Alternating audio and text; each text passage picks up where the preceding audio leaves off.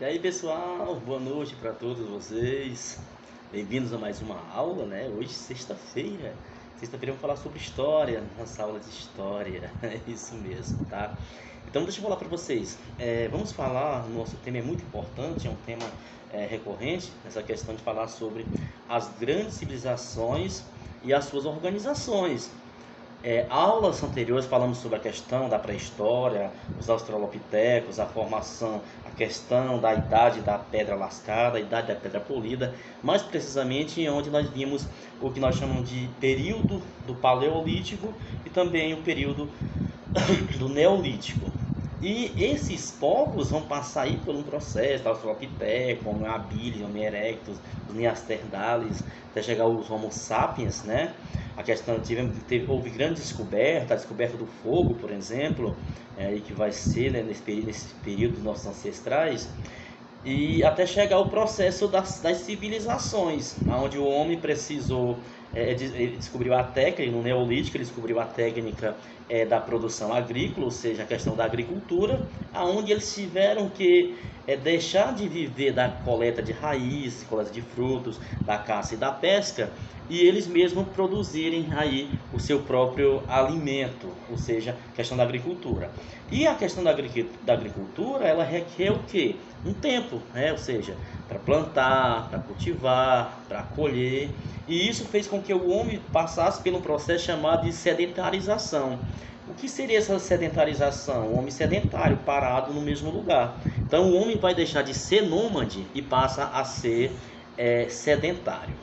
Pois bem, na apostila de vocês tem aí, né, história, aí procurem as grandes civilizações e as suas organizações, está na página 10, né? É importante lembrar que a pré-história termina a partir da descoberta da escrita, né? Nós vamos considerar isso. Quando o homem desenvolveu a escrita, aí deixa de ser pré-história e passa a ser história em torno de 3.500 a.C., como é contado o nosso calendário ocidental. Gente, então as primeiras civilizações, elas se formaram a partir do desenvolvimento da agricultura e da criação de animais, quando passou a ter uma vida mais sedentária. Diante disso, as primeiras civilizações, elas se formaram em torno ou em função de grandes rios. Na Mesopotâmia, estava ligada aí aos rios Tigre e Eufrates. A palavra Mesopotâmia significa terra entre rios, tá? E o Egito se desenvolveu aí ao lado, em torno do rio Nilo, a Índia ao rio Indo, a China ao rio Amarelo, ou seja, todas essas civilizações precisaram de um rio para se desenvolver até então, para a questão, porque a técnica da agricultura, a habilidade da agricultura que eles desenvolveram, tudo estava em torno de rios, né? E vai ser nesse período que eles irão, alguns como os egípcios, eles aguardavam as cheias do rio Nilo, quando a água voltava ao curso do rio, eles utilizavam as margens do rio para fazer a sua plantação, porque eles acreditavam que mais do que deixar molhado a terra, as enchentes, as águas do rio Nilo depositavam um humo que seria sagrado aí para a plantação. Pois bem, só lembrando, Mesopotâmia, a palavra Mesopotâmia significa terra entre rios, né? Que essa sociedade vai se desenvolver, as primeiras sociedades entre o rio Tigres e o rio Eufrates. Vocês têm um mapa aí das primeiras cidades, né? Na Índia, na China, na Arábia, no Egito, a Mesopotâmia, né? Enfim. Bom, e aí pede já o que? Leia o texto e o mapa e responda. Opa, já vimos o texto e já tem uma atividadezinha que diz, olha, essas civilizações são conhecidas como civilizações fluviais, pois os rios possibilitaram que desenvolvessem atividades importantes como a navegação, a irrigação, a hidratação e etc. Então escreva os nomes dos rios que possibilitaram o povoamento. E aí nós temos A. Mesopotâmia, B. Egito, na Índia, né? C na Índia e D na China. Então o que isso vai dizer? Tá lá no texto lá, tá bem fácil essa questão. Porque pede, ó, essas civilizações desenvolveram, você vai escrever, qual foi a civilização que se desenvolveu, ou seja, quais foram o rio que desenvolveu a sociedade mesopotâmica? Foram dois rios, né? No Egito, qual foi o rio que ajudou a desenvolver essa civilização? Qual foi o rio da Índia? Qual foi o rio da China? Né? Então, olha só, tá fácil essa um, né? Mesopotâmia. A estreita faixa de terra que se localiza entre o rio Tigres e Eufrates no Oriente, onde atualmente, olha só gente, que interessante, a Mesopotâmia é onde atualmente está o país chamado Iraque, né? Então o Iraque foi chamado na antiguidade de Mesopotâmia, que significa entre rios, do grego meso, no meio, e potamos, rio. Então é isso. Essa região foi ocupada entre 4000 a.C. e 539 a.C. por uma série de povos que se encontraram, se misturaram, empreenderam guerras e dominaram uns aos outros, formando aí o que denominamos povos mesopotâmicos. Os sumérios, os babilônicos, os hititas, os assírios e caldeus são alguns desses povos que viveram aí, ali na região da Mesopotâmia. Com relação aos sumérios, vamos falar dos sumérios, os sumérios que viveram aí entre 4000 e 1900 a.C., significa que foi aí nos pântanos da antiga Suméria que surgiram aí as primeiras cidades conhecidas na região da Mesopotâmia, como Uruk. Então podemos dizer que a primeira civilização foi, no caso, os sumérios. Os sumérios criaram a escrita cuneiforme, certo? Que era cunhada, né? Com cunho, por isso a palavra cuneiforme. E sua definição pode ser dada, pois era produzida com auxílio de objetos em formato de cunha. A escrita cuneiforme, usada também pelos sírios, pelos hebreus e pelos persas, é uma das mais antigas escritas do mundo. Era uma escrita chamada de ideográfica, no qual o objeto representado expressava uma ideia. Os registros eram feitos em uma placa de argila mole, depois que ela secava, ficava para sempre. Então, o que significa essa questão ideográficas? Significa que cada letra, digamos, significava uma palavra, significava uma coisa. Não existia um alfabeto para juntar letras para formar palavras como nós temos na atualidade, viu, gente? A escrita cuneiforme foi uma forma de expressar muito, né? Se expressar muito difícil e muito difícil de ser decodificada. Possuía uma das mais de 2000 sinais e o seu uso era uma dificuldade enorme.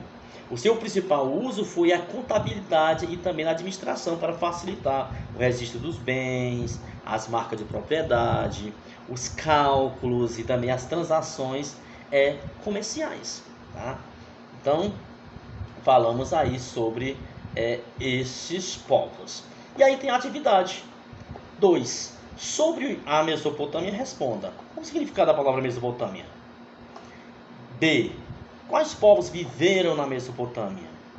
C. Como era a escrita cuneiforme inventada pelos sumérios? Tá bom? Então, é isso. A nossa aula de hoje é uma aula curtinha, tá? A aula de história. Então, vocês vão lá reler o texto novamente. E após essa releitura, vocês irão resolver essas duas questões, a questão anterior e essa questão, assim, tem ainda a letra D, né? Em qual atual país viveram os antigos mesopotâmicos? Acabei de falar sobre qual foi esse país, tá? Aí vocês precisam ler novamente para entenderem melhor. Na próxima aula, nós iremos falar sobre o Código de Hammurabi. Mais precisamente, iremos falar sobre os povos babilônicos, né? Na Babilônia, e algumas leis do Hammurabi, aquela questão do olho por olho, dente por dente. E vamos falar também sobre o Egito, né? E as suas pirâmides, as fases históricas do Egito, tudo isso, tá bom? Será o assunto da nossa próxima aula. Tá bom, gente? Então, um abraço para todos vocês, né? Uma ótima sexta-feira e que podemos aí finalizar a semana com bastante paz, com bastante saúde. Lembrando que estamos aí no mês de novembro, é o mês que trabalha-se a consciência negra, que é um marco importante na história da nossa sociedade, é um período onde há homenagem aí os nossos negros que foram aí que realmente construíram esse país. É uma homenagem a Zumbi dos Palmares, né, que é a data de aniversário de Zumbi dos Palmares, e que se vai exigir essa homenagem no dia 20 de novembro, né, dia 20 desse mês. Trabalhamos, portanto, aí essas ideias e que buscamos igualdade, buscamos fraternidade, que buscamos respeito, esse respeito recíproco, né? E temos a consciência que devemos julgar as pessoas pelas suas qualidades, pelo seu caráter, não pela cor. Isso é uma coisa triste, mas infelizmente ainda existe no nosso país. Precisamos mudar muito essa filosofia, porque foi uma herança maldita deixada pelos nossos antepassados e que ficou para nós da atualidade mudar essa realidade, trabalhar a consciência, seja na escola, seja no meio social, seja dentro de casas, com os nossos filhos, nossos familiares, mostrar essa realidade e ter muito cuidado a lidar com esses assuntos, porque é triste a gente ver ainda uma sociedade como o Brasil, que passou por séculos de escravidão, e hoje ainda os nossos negros precisam de uma cota numa faculdade, os nossos indígenas também precisam aí de uma cota na faculdade para se expressar, buscar, lutar cada vez mais para conquistar espaço na sociedade. Estava vendo, por exemplo, agora nessa questão do clima, né, organizado pela ONU, esse encontro, aquela indígena, né, que fez um discurso maravilhoso, todo em inglês e tudo, enfim, a coisa que nos orgulha cada vez mais a nossa cultura, os nossos povos, e cada vez mostra a importância de uma sociedade tão diversa, uma sociedade diversificada como a nossa, que nós tenhamos essa consciência que todos somos iguais, e isso não é apenas perante as leis, né? Porque a lei muitas vezes ela vem para te obrigar, né? Infelizmente, quando nós pegamos a lei, nós fazemos as coisas por meio, como uma questão, eu vou usar o capacete no trânsito para não ser multado, mas e aí? Eu caio, bato a cabeça sem proteção, tem um risco bem maior de vir a óbito, né? Então é aquela questão, as pessoas, como a questão do período que nós vivemos, eu me recordo muito bem quando vivíamos aí nos lockdown e tudo, as pessoas andavam sem máscara, quando entrar nas cidades, a passar pelas barreiras sanitárias, é que a pessoa colocava a máscara. Então é uma coisa que precisamos ter essa consciência. E voltando ao contexto do mês de novembro, o mês que comemoramos aí a consciência negra, que na verdade foi uma forma de amenizar, que é uma dor na consciência dos nossos governantes, uma dor na questão da cultural do nosso país, pelo que foi feito com os negros aqui nesse país. Foi vergonhoso, e é vergonhoso ainda nós ver os negros buscando conquistar seu espaço e passando por momentos de dificuldades, quando a questão oportunidade, né? Então precisamos mudar essa filosofia, precisamos mudar essa cultura, precisamos nos conscientizar, respeitando todas as classes sociais, todos os níveis sociais, enfim. Só assim nós iremos ter um país que busca a igualdade. Só assim nós iremos contribuir para que haja igualdade nesse país, que os direitos eles não sejam exercidos por obrigação, né? Mas por uma questão cultural, por uma questão de respeito, por uma questão de igualdade. Que não haja no futuro da nossa nação, dos nossos filhos, nossos netos, as gerações futuras que virão, que eles não precisem estar aguardando um dia 20 de novembro para que possa exaltar o negro no nosso Brasil, que para que possa entender as religiões trazidas pelos africanos, a dança, a culinária, o vocabulário e muito mais. Foi uma riqueza muito grande trazida por essas pessoas, mesmo dentro de um contexto social de grande desigualdade, que era ser escravizados aqui no nosso país. Tá bom, gente? Então, um abraço para todos, uma ótima sexta-feira e um bom final de semana. Tchau, tchau.